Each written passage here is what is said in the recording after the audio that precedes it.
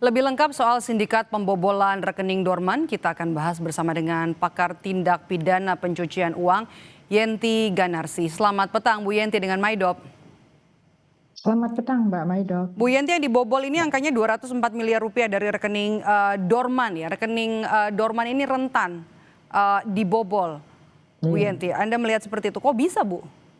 Nah ini kan rekening dorman itu kan harusnya yang tahu bahwa ada rekening dorman, berapa jumlah orang yang punya rekening dorman dan berapa jumlah isi rekening itu harusnya kan hanya pihak bank saja gitu ya. Walaupun tadi dikatakan ada 3 kelompok. Kelompok pertama adalah kelompok yang memang sebenarnya kelompok pertama adalah kelompok yang berkepentingan, itu yang pengusaha, yang otaknya itu, mastermind-nya itu. Baru kelompok keduanya itu perbankannya karena lewat dia kan. Nah ini berarti kan antara kedua kelompok itu sudah ada kerjasama atau ada paling tidak ada membuka rahasia bank ya kan. Kenapa mereka tahu bahwa di bank itu ada rekening-rekening dorman dan isinya besar gitu ya.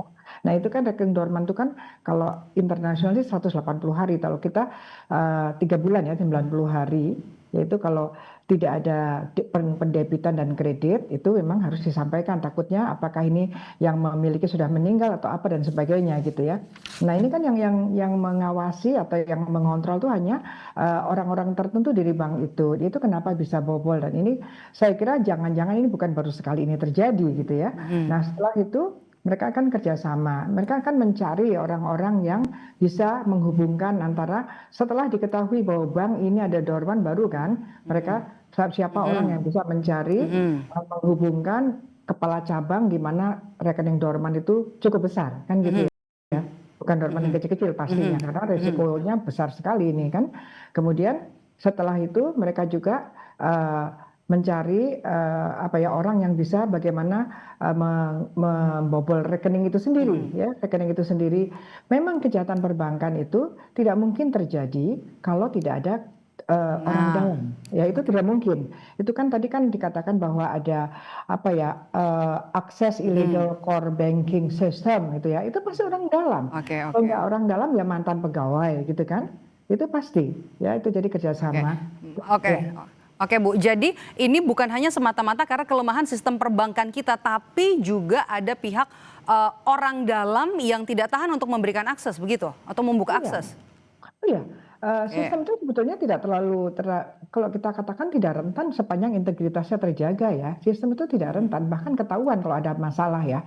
Justru sistem yang ada itu pun kemudian dibukanya juga pasti walaupun pakai sistem juga, tapi manual, dia membuka ke sana gitu. Jadi bukan banking crimes yang dari luar itu misalnya seperti scamming dan sebagainya, bukan. Ini kan sudah kerjasama memberikan aksesnya, user name-nya dan lain sebagainya, mereka buka dengan gampangnya kan, karena dia menyalahgunakan kekuasaannya juga. Harusnya kan user itu kan hanya untuk dia, tapi kemudian digunakan untuk membobol rekening. Dan setelah mengetahui itu, kemudian uang itu dengan mungkin secara ini ya e-banking maksudnya ya, kok menggunakan istilah in absentia itu mungkin memang tidak hadir ya memang tidak, itu pasti menggunakan banking crimes wire ya, wire banking system yang dibongkar gitu ya. Artinya memang bukan orangnya datang gitu ya, in absentia. I don't know kenapa menggunakan terminologi itu, tapi itu adalah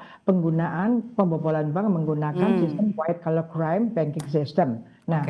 Nah setelah itu kan kemudian kan disiapkan juga rekening-rekening penampungan kan gitu ya, di situ juga kan rekening penampungan itu gampang lah, easy ya. Tetapi seharusnya ketika ada rekening-rekening penampungan dan kemudian itu harusnya menjadi kecurigaan pihak bank yang lain gitu ya, selain yang terlibat ini, kenapa ada penampungan dan kemudian uang itu mengucur, karena uang itu kemudian sudah pindah lagi ke money changer kan. Nah ini harus dilihat lagi, kenapa kok tidak ketika ketahuan, padahal ini sebetulnya mudah ketahuan harusnya kalau banking system controlnya itu bagus. Bu Yenti, ciri dari sebuah rekening yang dijadikan sebagai rekening tampungan untuk mencuri uang dari rekening dorman itu gimana Bu? Pada umumnya ya, penipuan-penipuan online itu orang yang menipu itu pasti mengincar rekening orang yang ditipu. Artinya mereka melakukannya lewat bank, rekeningnya, gitu kan. Nah, itu pada umumnya mereka yang melakukan itu akan bikin rekening baru, gitu ya. Mestinya know your customers-nya perbankan ini benar-benar ditaati. Jadi jangan hanya formalitas. Ini siapa yang mau mau membuka rekening, terus kemudian dilihat setelah membuka rekening, tiba-tiba masuknya seperti apa. Itu harusnya dicermati. Kalau memang mencurigakan, langsung laporkan kepada PPATK melalui rekeningnya dibobol dari alur ceritanya sedemikian rupa dan selalu ada titik-titik tertentu yang mengatakan jangan bilang siapa-siapa. Nanti dia bilang kamu terancam dan sebagainya. Sehingga uang itu mengalir ke sana. Berapa menit Bu Yenti, keluar. maaf saya potong Bu Yenti. Bu Yenti, jadi singkat saja, apakah cukup hanya orang dalam atau juga perlu sampai pimpinan-pimpinan banknya juga untuk diperiksa? Ya kalau seperti ini kan bukan hanya orang yang akan terlibat ya yang diperiksa ya. Seperti pimpinan banknya juga akan dilihat, terutama berkaitan dengan kontrol berkaitan dengan reporting obligation ya, ketika ada transaksi yang mencurigakan. Saya kira ini salah satu kasus. Kasus lain banyak sekali penipuan-penipuan nasabah yang ditipu online kemudian menggunakan rekening. Sayangnya pihak bank kurang kooperatif untuk membela masyarakat sehingga mudah sekali setelah masuk keluar. Dan kemudian ketika ini disalurkan ke money changer dan sebagainya itu adalah pencucian uang. Tetapi juga ketika membuka rekening penampungan dan yang membuka itu mendapatkan uang, itu dia sudah terjadi pencucian uang. Kita sudah dapat poinnya. Baik, terima kasih atas perbincangannya di Kompas Petang hari ini. Terima kasih Bu Yenti Ganarsi, pakar tindak pidana pencucian uang. Sehat selalu Bu Yenti.